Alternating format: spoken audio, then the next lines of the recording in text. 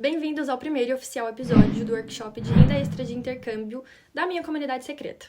Nesse episódio eu vou te contar um pouquinho da minha história de saída do au pair e como que eu comecei a fazer esse tipo de trabalho extra, podendo viajar com famílias até as montanhas, ou podendo viajar com famílias até as casas de verão que elas têm aqui na França e ser paga por isso, né? Passar uma semana com elas, trabalhar de 3 a 8 horas por dia e ganhar um salário que pra mim era 3 vezes maior do que na época que eu ganhava o meu salário de au pair. No final desse vídeo eu vou deixar um link para vocês colocarem as dúvidas de vocês e na última aula, que vai ser uma live ao vivo no Instagram, na quinta-feira, eu vou responder as dúvidas que vocês enviarem através desse link. Eu também vou deixar um link aqui embaixo de um grupo exclusivo para vocês que estão vendo esse workshop. Eu não disponibilizei esse link para ninguém no Instagram, é realmente exclusivo e secreto só de vocês, e vocês vão poder entrar nesse grupo. É nesse grupo que eu vou compartilhar quando as aulas ficarem disponíveis, quantas vagas faltam para fechar a turma de 10 pessoas para a comunidade e mais outras informações sobre alguns bônus específicos que eu vou compartilhar só lá no grupo. Então não deixa de entrar, não deixa de fazer parte para não ficar por fora de tudo que eu vou contar aqui para vocês. Eu tô muito animada porque uma das coisas que eu mais gosto é de contar história. E principalmente contar história de coisas que eu vivi, que eu vi e experienciei própria, sabe? Tudo começou quando eu decidi que o au pair não era mais pra mim. Vocês sabem que eu tive uma ótima experiência au pair nas montanhas e durante o verão do ano passado, mas quando eu decidi voltar pra família do meu primeiro verão aqui, depois da minha temporada de inverno, as coisas andaram um pouquinho diferentes do que eu tava esperando para as duas partes, tanto para mim quanto para a minha host mom na época. Só que sair do au pair, que foi um principal motivo para eu ter saído do Brasil, significava que eu não teria mais o meu salário mensal. E aí eu comecei a me perguntar o que eu teria que fazer para me virar, como que eu ia fazer para conseguir grana para me manter aqui, onde que eu ia morar, o que eu ia fazer da vida. Depois de muito pensar, depois de conversar com meu namorado, ter aceitado morar com ele depois da saída da casa da minha host family, eu entendi que eu precisaria tomar algumas providências para conseguir me manter aqui, né? Até porque eu não venho de família rica no Brasil, os meus pais não têm condições nenhuma de me bancar aqui na Europa, então eu precisaria me virar, basicamente, para poder encontrar as experiências ou poder trabalhar. E aí uma das opções que eu encontrei foi continuar fazendo babysittings, né? Encontrar famílias para fazer babysittings aqui na minha cidade. Eu encontrei algumas famílias e no fim acabei trabalhando só para uma delas, né? E essa é uma família que tem um contrato au pair ativo. Eu não só encontrei essas famílias, como hoje eu sou muito grata pelas duas famílias que eu tenho. Uma delas, inclusive, aceitou me declarar para a URSAF com um contrato de au pair ativo. Então, para essa família eu consigo fazer o au pair, só que eu não moro com eles. Todos os outros pontos são concordados de acordo com o contrato, mas especificamente morar com a família eu não moro, né? Eu moro com meu namorado. Só que essas famílias, elas não precisam de mim trabalhando para elas durante as férias das crianças, porque normalmente eles viajam para ver os avós, ou eles viajam para alguma outra região, eles saem de férias durante as férias das crianças. Foi aí que eu encontrei um outro obstáculo, fazer dinheiro extra durante as férias, já que as minhas famílias não estariam ali pra mim, pra eu trabalhar pra elas, né, e ter a minha graninha aí semanal, porque elas estariam de férias. Como normalmente as férias aqui na França, elas duram 2 semanas, mais ou menos, eu pensei comigo mesma, ok, tenho 2 semanas, o que eu posso fazer em 2 semanas, né? O meu primeiro impulso foi encontrar outros babysittings pontuais ou recorrentes durante as férias para poder fazer essa grana extra. E eu encontrei esses babysittings. Eu passei o verão do ano passado trabalhando para outras famílias para poder ter uma graninha extra no fim do mês. Acontece que depois que essas famílias iam embora, eu ficava com aquela sensação de que eu só estava trabalhando e que eu não estava fazendo de fato o que eu queria fazer durante meu intercâmbio, que era poder viajar, conhecer outros lugares, me conectar com outras pessoas. Foi aí que eu uni o útil ao agradável. Eu descobri que eu poderia viajar com outras famílias que estão passando férias em outras regiões da França e ainda assim ser bem paga por isso. Foi aí que, mais ou menos em junho do ano passado, eu decidi que eu estaria aberta a viajar com essas famílias, não importa onde, porque era verão, eu só queria viajar, eu queria poder fazer uma grana extra também. Então eu pensei comigo mesmo, por que não? De repente eu me vi conversando com várias famílias em diversos sites diferentes que eu fui descobrindo ao longo do caminho, ao longo dessa experiência durante o verão passado, até o final do ano passado. Eu fui descobrindo quais sites eram melhores, quais famílias eram melhores, que tipo de proposta enviar, como enviar uma mensagem atraente para que as famílias te respondessem, porque assim como o au pair, muitas famílias nem respondem. Nesse meio tempo eu também recebi muitos nãos de muitas famílias. Eu também entendi quais eram as mensagens que mais tinham retorno e as mensagens que não tinham um retorno, que tipos de propostas estavam dentro das expectativas das famílias, como fazer uma chamada de vídeo com essas famílias, entender o que eles estavam buscando, entender também se as expectativas deles para alguém trabalhar com eles nas férias atendiam as minhas expectativas também. Porque diferente do au pair, quando você viaja com essas famílias, você não viaja com eles dando a ideia de que você está indo ser au pair, você está indo ser uma nunu, uma babá de férias. É claro que você não vai ir para passar férias, né? Você vai ir para trabalhar, você vai ir para facilitar o dia a dia dessas famílias durante as férias, mas você não é vista como au pair, ou seja, você também não é paga como au pair, você é paga como nunu. Como au pair, para vocês terem uma ideia, eu ganhava 4 euros a hora. 4 euros a hora. Como nunu, eu passei a ganhar de 10 a 15 euros a hora. Quando eu estive nas montanhas ano passado, no inverno passado, eu ainda era au pair, mas eu fiz muitos babysittings ganhando como nunu, como babysitter, e não como au pair. Isso significa que eu cheguei a ganhar 15 euros a hora, 18 euros a hora, e dependendo das famílias, eu já cheguei a ganhar 25 euros a hora. Isso é um salto para quem vem e para quem começou ganhando como au pair. É claro que vou ser muito sincera com vocês, esses valores de 25 euros a hora, 18 euros a hora, foram muito específicos de algumas experiências que eu tive e não são muito normais. Mais ou menos a precificação da hora da babá, da nunu aqui na França, ela varia de 9 a 12 euros, podendo chegar a 15 euros dependendo da região onde você mora. Inclusive, antes de vir para a França, quando eu estava no Brasil, isso era uma coisa que eu não tinha muita noção. Eu não tinha muita noção se o meu salário como au pair aqui, ele realmente valia a pena para a vida aqui, né? Porque eu não conhecia a vida aqui, eu não conhecia como era a realidade de ganhar em euro e de gastar em euro também, né? Eu conhecia a minha realidade no Brasil, que era ganhar em reais. E quando eu pensava no euro, eu pensava, opa, 5 vezes mais que o real. Então, parece muito, parece que compensa. 320 euros, isso em reais é 1.500 reais. Isso parece muito. Só que na realidade, 320 euros para au pair não é muito. Você ganhar 4 euros a hora não é muito. Tudo bem que você não paga aluguel, né? Você tem a hospedagem ali garantida com a família, você tem a alimentação. E querendo ou não, esses são 2 pontos que hoje em dia são os pontos mais caros quando você sai do au pair. Pagar um lugar, pagar sua alimentação é um dos pontos mais caros para quem vai morar sozinha depois do au pair. Mas para mim, que tinha acabado de sair do au pair, não fazia sentido voltar pro au pair ou continuar trabalhando e morando com a família, sendo que eu já estava aqui há um ano e o meu objetivo quando eu vim pra França era aprender o francês, era ficar fluente na língua, e hoje eu tenho um nível super bom de francês, justamente e graças a todas as experiências que eu tive como au pair e como babysitter também. Então, quando eu cheguei aqui na França, eu comecei a entender a minha relação com o dinheiro, ganhando como au pair, porque, querendo ou não, parece muito, mas quando você chega aqui e você percebe que você tem uma vida para construir, você está descobrindo o seu estilo como pessoa, você está descobrindo lugares, viagens que você quer fazer, de repente você se depara com um salário que mensal era de 300 euros, 320. Eu ganhava um pouco mais, eu ganhava 420 euros na minha primeira experiência au pair. Ainda assim, eu não conseguia guardar dinheiro, viajar e fazer tudo que eu queria fazer. Ou eu guardava dinheiro e viajava um pouquinho, ou eu guardava dinheiro e vivia as experiências que eu queria viver, ou eu viajava, vivia o que eu queria viver, mas não guardava dinheiro. Quando eu descobri o mundo dos babysittings, né, do extra, do fazer uma renda extra durante o intercâmbio, eu percebi que ali eu poderia ter um pouquinho mais de controle sobre o meu dinheiro. Eu vi que eu poderia ganhar um pouco mais, que eu poderia, assim, colocar um dinheirinho de lado, guardar esse dinheiro, mas porque eu fazia extras, né? Porque eu trabalhava além do au pair. Uma coisa que, inclusive, é importante dizer é que muitas famílias, quando você é au pair, elas não aceitam que você faça um babysittings. Eu, particularmente, acho isso um absurdo, porque você tá ali no seu tempo livre, você decide o que você quer fazer. Mas, teoricamente, como os babysittings não são trabalhos declarados em toda a França, não é só para au pair, não, até outras pessoas que fazem babysitting, pet sitting e tudo mais, elas não fazem esse tipo de trabalho declarado. Algumas famílias, sim, elas oferecem uma declaração, né, para babysitter, mas ainda assim não é tão frequente.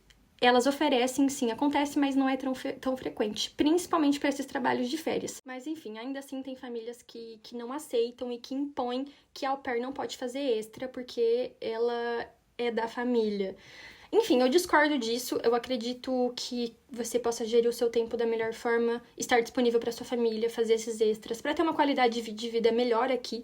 Até porque se essas famílias que não te permitem fazer babysitting não te oferecerem um salário maior, não vai fazer sentido eles ficarem querendo dizer o que você pode ou não fazer.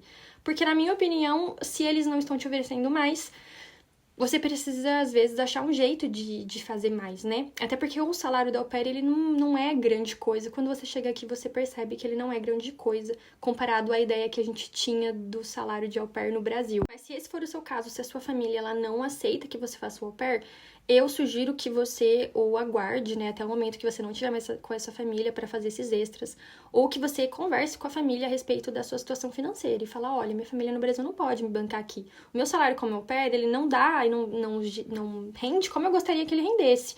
Você tá disposta a aumentar meu salário para que eu realmente tenha uma qualidade de vida que eu esperava aqui? Na minha opinião, poder fazer esse tipo de extra onde você viaja com as famílias é uma super oportunidade de intercâmbio cultural. Eu falo isso porque eu tive uma experiência muito legal e que me marcou muito durante o verão de 2023. Eu tinha falado ali atrás que eu tinha pensado em unir o útil ao agradável, né? A ideia de continuar trabalhando para as famílias como babysitter, como Nunu, mas de poder viajar com essas famílias. Ao passo de que eu fui descobrindo como esse tipo de troca, esse tipo de procura e demanda funcionava, no comecinho de julho, um pouco mais de um mês depois que eu tinha começado a procurar famílias para fazer esse tipo de viagem e trabalho, eu encontrei uma família. Era um pai, que até então eu não sabia se tinha uma mãe ou não, mas era um pai que tinha feito um anúncio onde ele procurava uma babysitter, uma babá, para as 2 férias de verão na Borgonha, que é uma região muito conhecida aqui na França por produzir os melhores vinhos, um dos melhores vinhos do mundo. De cara, esse pai, ele oferecia 400 euros na semana para que você fosse trabalhar com ele nas férias. E ele também oferecia alojamento, alimentação e pagamento pelo transporte. Enquanto eu comecei a procurar as famílias, esse era um ponto que ficava muito na minha cabeça. Eu pensava, ok, vou ir trabalhar para essas famílias, vou ganhar bem durante a semana, mas se eu tiver que pagar o transporte, o trem para ir até essas famílias, eu vou deixar metade do que eu ganhar na semana. Então não compensa. E muitas famílias, nos anúncios que elas fazem, nas procuras que elas fazem, elas não oferecem o transporte, não oferecem o alojamento, ou às vezes só oferecem o alojamento e a alimentação e o transporte por sua conta. Então eu comecei a identificar esse tipo de família e evitar esse tipo de família, porque eu falei, olha, e eu conversava muito com as famílias, eu era muito honesta, eu falava, olha, eu tô indo até vocês, né? Pra mim não faz sentido pagar pelo transporte, sendo que é muito mais interesse de vocês que eu esteja lá do que meu mesmo. Então aí eu passei a negociar com famílias, já pedindo o transporte, a alimentação e o alojamento inclusos. Inclusive o modelo de perfil e modelo de mensagem que eu enviava para essas famílias com todas as informações já bem organizadas, eu vou compartilhar com vocês ao longo das aulas aqui do workshop. Voltando à minha experiência na Borgonha, o pai, ele oferecia, então, esse salário de 400 euros por semana, alojamento, transporte e alimentação. E até então, ele não tinha me dado mais muitas informações sobre onde era o local. Ele só falou pra mim, olha, uma casa muito grande, são 3 crianças, elas já são crianças grandes, você só precisa, enfim, tá com elas, desenvolver algumas atividades com elas durante o dia, o horário é de tal hora a tal hora. Você vai conviver com a gente, vai comer com a gente, acho que você vai gostar muito do lugar, enfim. Eu troquei muita ideia com ele, contei um pouco das experiências que eu tive. Ele pediu referências de trabalho, ele pediu contato de outras famílias que eu já tinha trabalhado, e eu tinha todos esses contatos já prontos para enviar para ele ou para qualquer outra família que se interessasse. Esse é um ponto muito importante, as referências de trabalho. Até porque as famílias, elas podem te pedir, então é legal que você tenha algum contato ou outro de jobs que você já fez durante as férias, ou do seu au pair, ou de famílias que você fez o babysitting, para que essas famílias possam passar certa segurança sobre o seu trabalho, sobre a pessoa que você é, para essas famílias que ainda não te conhecem. Além das referências, eu também gosto de enviar o meu perfil no LinkedIn para as pessoas me conhecerem também, o meu lado profissional, para elas verem que eu sou uma pessoa séria. Mesmo que o meu LinkedIn ele não tenha nada a ver com au pair, não tem nada a ver com babysitting, é para elas verem que você de fato é uma pessoa que existe. Eu falo isso porque o pai dessa família da Borgonha, ele me pediu meu LinkedIn para dar uma olhada. E como eu tinha sido avisada lá no meu LinkedIn, né, porque o LinkedIn avisa quando alguém entra no seu perfil, eu vi que alguém tinha visto, fui verificar o nome, era o mesmo nome do pai. Eu falei, beleza, ele entrou, já tinha o perfil dele. Então, eu também já poderia me certificar de que era uma pessoa real, aonde ele trabalhava, quais eram as conexões que ele tinha ali. E aí, gente, nessa hora foi que minha cabeça fez assim. Porque eu descobri que ele era ninguém mais, ninguém menos do que o diretor de eventos e marketing de uma empresa muito famosa no mundo todo. Isso me levou a entrevistas que ele deu, me levou a textos que ele escreveu. E aí eu pude ir me sentindo até um pouco mais segura em relação a essa viagem, porque muitas vezes, quando a gente sai da nossa casa, do Brasil mesmo, para vir para Europa, e a gente chega aqui, a gente não conhece a família. Quanto mais informações a gente conseguir se munir e absorver pra gente ficar segura, é melhor. Então, o perfil do LinkedIn dele me levou a uma série de outras informações. Essa é uma dica boa quando você quiser saber mais sobre uma família. Pede aí o Facebook, pede aí um perfil profissional, pede aí mesmo que seja um documento mesmo, pra você ter aquilo e compartilhar até com seus familiares durante a sua viagem. Nas aulas do workshop, eu vou liberar também um documento, um modelo, para que você preencha e deixe com as pessoas da sua família um PDF para você só colocar as informações do local onde você vai estar, enfim, o nome da família, os contatos da família, para vocês preencherem, deixarem salvo e deixarem aí com o namorado de vocês, amigas, para elas saberem aonde vocês vão durante as férias. Voltando à história de novo, porque eu começo a falar sobre um monte de coisa e aí vocês veem que eu vou entrando em vários assuntos, mas depois eu sempre volto e vou pescando as informações para vocês não se perderem. Voltando para a história sobre a Borgonha, eu fiz uma chamada de vídeo com esse pai, foi uma chamada muito tranquila. O meu nível de francês, ele me permite me comunicar tranquilamente, passar e contar as minhas experiências, falar das minhas expectativas e também entender das expectativas para esse tipo de trabalho vindo dessas famílias. Então a chamada foi muito tranquila, eu não tive muitos problemas. Foi onde ele me contou um pouquinho do espaço, de como seriam as 2 semanas, dos horários de trabalho, e eu fui entendendo melhor se aquilo se enquadrava o que eu estava procurando e de fato se enquadrava. Até porque até porque o meu objetivo nessas semanas durante esse verão do ano passado era de trabalhar e fazer o máximo de grana que eu conseguisse. Logo depois disso, ele pediu os meus contatos de referência, eu enviei, e 2 dias depois ele me enviou uma mensagem dizendo que a minha Rochimon das montanhas tinha me falado de mim de uma forma muito legal, que ele tinha só confirmado o que ele já tinha visto, então que ele queria fechar comigo e que se eu aceitasse ele já ia comprar os transportes, né, os bilhetes de transporte pra minha ida pra Borgonha. Eu fiquei super feliz. Mas até aí eu já tinha outras 2 famílias que eu tava conversando, então eu tava feliz, mas eu tava tranquila caso eles não aceitassem fechar comigo, porque eu tinha outras famílias rolando ali em contato no mesmo momento. Mas eu confesso que esse era o maior salário que eles tinham oferecido pra mim entre as 3 famílias que eu tava as 2 famílias que eu tava em contato e eles. Então quando eles fecharam comigo, quiseram fechar, eu fiquei bem aliviada, fiquei bem feliz, porque eu ia trabalhar bastante, mas eu também ia ganhar bem. Então, como meu objetivo era trabalhar bastante e ganhar bem, eu acabei aceitando a proposta deles e indo passar 2 semanas na Borgonha com essa família de 3 crianças. Depois da chamada de vídeo, a gente manteve contato, ele comprou os meus bilhetes de ida e volta de trem, e aí, quando chegou a data de embarcar, eu embarquei. Eu saí da minha cidade, fui de trem até Paris, e de Paris eu peguei um outro trem até uma cidade vizinha, a cidade que eu ia passar essas 2 semanas, na Borgonha. As 2 semanas que eu passei na Borgonha foram incríveis. Foi uma experiência que eu nunca vou esquecer na minha vida. E principalmente dado a um fato de que o pai não me contou na chamada de vídeo, mas nós passaríamos as 2 semanas de férias em um castelo do século XVI. Eu não estava esperando por isso nem um pouco. Então quando eu cheguei lá, eu tentei segurar a emoção e tentei segurar a surpresa, mas eu não consegui. Eu mostrei o quanto eu estava feliz por estar vendo tudo aquilo e vivenciando tudo aquilo.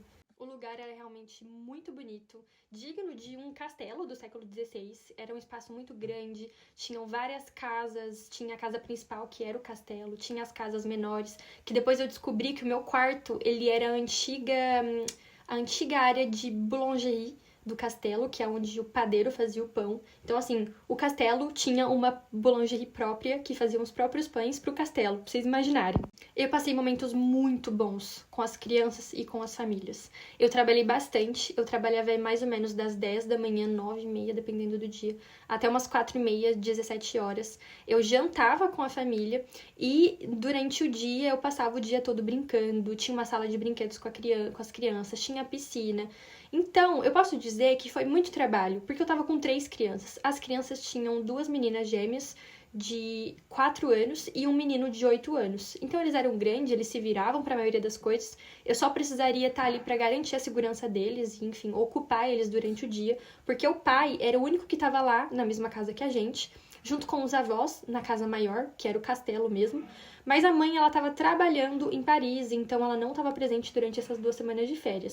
Pra mim, valeu muito a pena essa experiência. Vou deixar algumas fotos aqui pra vocês darem uma olhada. Mas eu super me conectei com as crianças. Os primeiros dias foram um pouco difíceis. Eles me testaram bastante a nível paciência e nível autoridade também. Mas o pai sempre reforçou o porquê de eu estar lá, o porquê da minha presença, que eles tinham que me escutar, que era eu quem decidia certas coisas.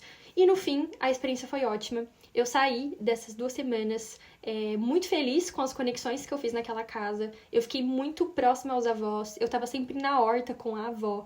Pra quem não sabe, assim, a minha mãe sempre teve horta e eu sempre tive esse gosto pela natureza.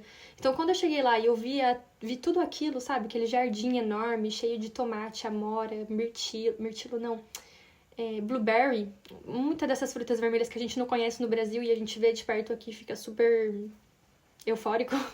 Eu via tudo aquilo e ficava muito animada com essa experiência, porque eu tive a oportunidade de praticar meu francês com a família, com os avós. Eu tive a oportunidade de conhecer a capital da Borgonha, que era Dijon, nos meus 2 dias de folga, que já tinham sido previamente combinados com as famílias. O mais legal é que eu saí de lá sendo convidada para passar uma próxima temporada de férias, seja no verão ou no inverno, com essa mesma família.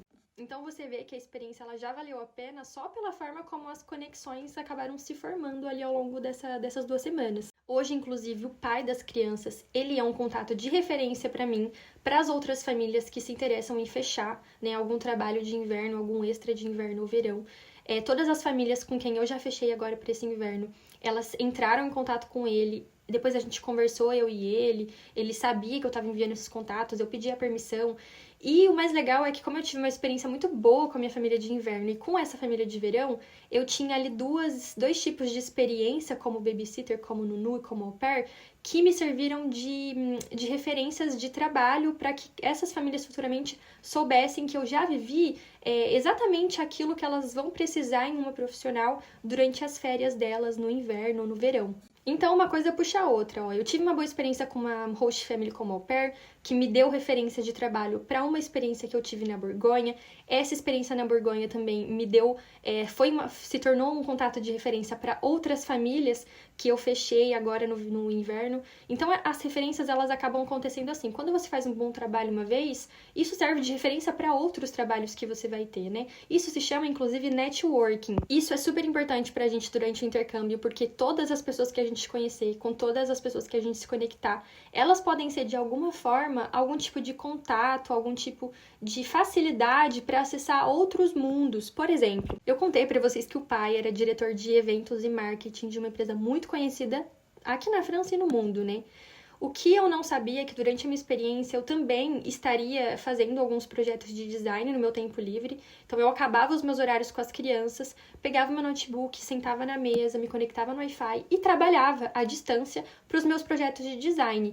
E o pai, que é da área, viu isso. Ele acompanhou algumas criações de alguns projetos de identidade, alguns projetos de conteúdo visual para o Instagram que eu estava criando. E essa situação me fez abrir a porta para, se um dia eu começasse a procurar trabalho, ele mesmo se ofereceu para que eu enviasse os meus projetos, né, o meu currículo, o meu portfólio para ele, e que se ele soubesse de alguma vaga, ele dispararia os meus documentos para essa vaga, ou ele falaria de mim para algum profissional que estivesse procurando.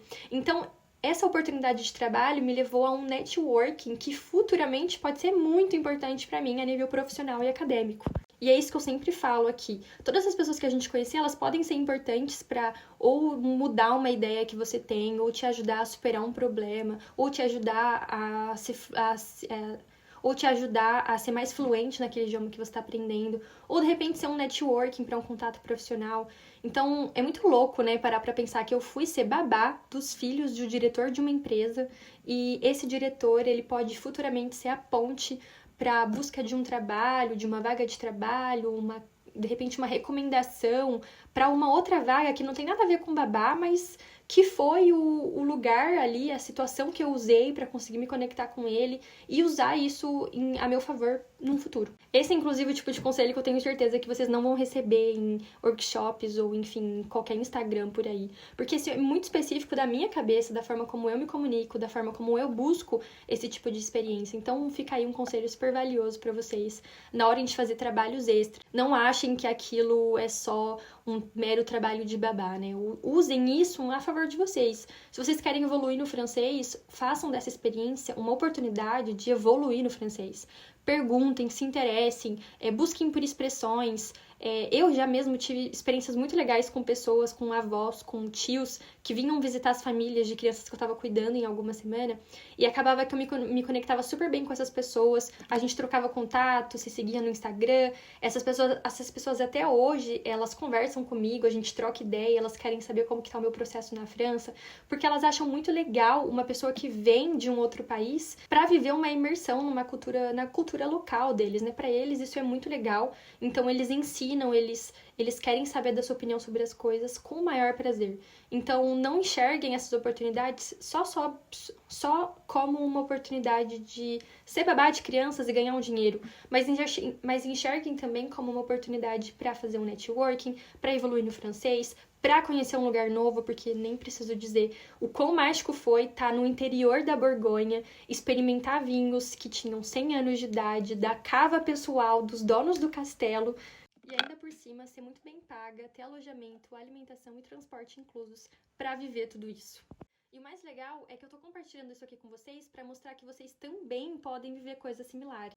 Não importa se você é estudante, se você é au pair, se você tem 1, 2, 4, 6 semanas livres durante o ano, você pode fazer esse tipo de trabalho extra também, como eu fiz. Na próxima aula eu vou ensinar vocês a como encontrar essas experiências, quais tipos de extras você pode fazer durante o seu intercâmbio, quais sites eu uso para encontrar essas oportunidades, como precificar o seu trabalho e ganhar até 3 vezes mais do que quando você ganhava ou ganha como au pair. Se você ganha aí 100 euros por semana, 90 euros por semana como au pair, eu tenho certeza, se você aplicar exatamente tudo o que eu te mostrar aqui, você pode fazer aí facilmente 300, 400, 500 euros por semana e ainda poder viajar, conhecer lugares novos, praticar seu francês, ter o transporte, o alojamento e a comida inclusos nesse tipo de experiência. Acho que para um primeiro episódio é conteúdo suficiente, né? Eu vou deixar vocês absorvendo aí tudo que eu contei para vocês, relendo as anotações de vocês, e se vocês tiverem alguma dúvida, podem me escrever no link que tá aqui embaixo dessa aula. É um link específico para dúvidas e perguntas, e eu vou responder tudo o que vocês me enviarem na última aula ao vivo no meu Instagram na quinta-feira. A gente se vê no próximo episódio. Até já!